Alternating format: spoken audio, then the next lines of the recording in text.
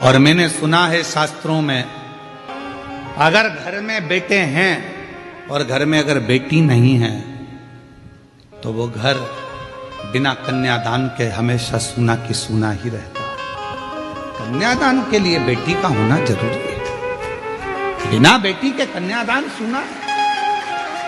आप दुनिया का सारा दान कर लो, अन्न दान कर लो, वस्त्र दान कर लो, मुद्रा दान कर लो, स्वर्ण दान कर लो, भूमि दान कर लो, गौ दान कर लो, सारे दुनिया के दान कर लीजिए, अगर आपने जिंदगी में कन्यादान नहीं करा तो आपकी जिंदगी में सब कहते हैं कुंभी पाक नरक में एक नरक का सिरा ऐसा होता है जिस नरक के सिरे को पार करने के लिए बेटी का कन्यादान करना जरूरी होता है। इसलिए हम शिव महापुराण की कथा में हर पल हर घड़ी बेटियों को संकल्प दिलाते रहते हैं, बेटियों से कहते रहते हैं तुम कितनी भी अच्छी पढ़ाई करो, कितने भी अच्छे कॉलेज में रहो, कितनी भी अच्छी एजुकेशन करिए, कितनी भी अच्छी नौकरी करिए, कितने भी तुम्हारे दोस्त बन जाए, पर मेरा बेटियों से हमेशा निवेदन रहा है और आज भी ऑनलाइन शिव महापुराण की कथा जो जलगांव से चल रही है, आप सब बेटियों से निवेदन करूंगा कि निवेदन है अपने माँ बाप को कन्यादान का मौका जरूर देना, किसी एरे घेरे नत्थु खेरे के साथ ना जाना, अपने माँ बाप को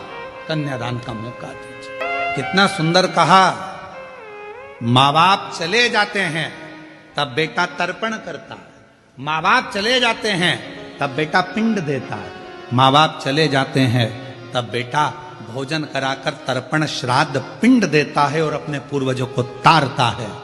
पर बेटी, जिस दिन माँ बाप अपनी बेटी का कन्यादान जीते जी कर देते हैं, उसी पल उसी घड़ी माँ बाप को नरक नहीं जाना पड़ता। फिर बेटा पिंड दे तो ठीक, तर्पण करे तो ठीक, तिलांजलि करे तो ठीक, माता पिता बैकुंठ का पत जाता। चाय की जो केतली होती ना, केतली तुम्हारे यहाँ क्या बोलते, डोलची केतली क्या होती है, जब वो बहू हॉस्पिटल में रहती है तो घर की जो लेडी से रहती हैं तो वहाँ हॉस्पिटल ले लेकर रोज 2-3 दिन तक जाती हैं, दूध की केतली, डंगल क्या बोलते हैं, केतली बोलते हैं ना, और ऐसी रहती है, उसमें कड़ी लगी रहती है नीचे, उसको हिलती रहती है। अब आजकल वैसी नहीं रही तो इतना लंबा थर्मस हो गया, उसमें भी लटकता रहता है। तुम देखना अगर घर में बेटा हो जाए ना तो जो केतली लेकर आती है ना, उसकी केतली बहुत हिलती है और थर्मस बहुत हिलता है। सिर पे पल्लू भी, छोरा हुआ है, बेटा हुआ है, दादी बन गई, दादी बन गई, और हॉस्पिटल से सीधी बिना पल्लू हिले नॉन स्टॉप केतली भी बिना हिले जा रही है, तो पूछने की जरूरत नहीं है कि लड़का हुआ कि लड़की, समझ में आ जाएगा लड़की हुई है। ना केतली हिली ना मुंडा हिला, छोरी चली जा, बोली नहीं।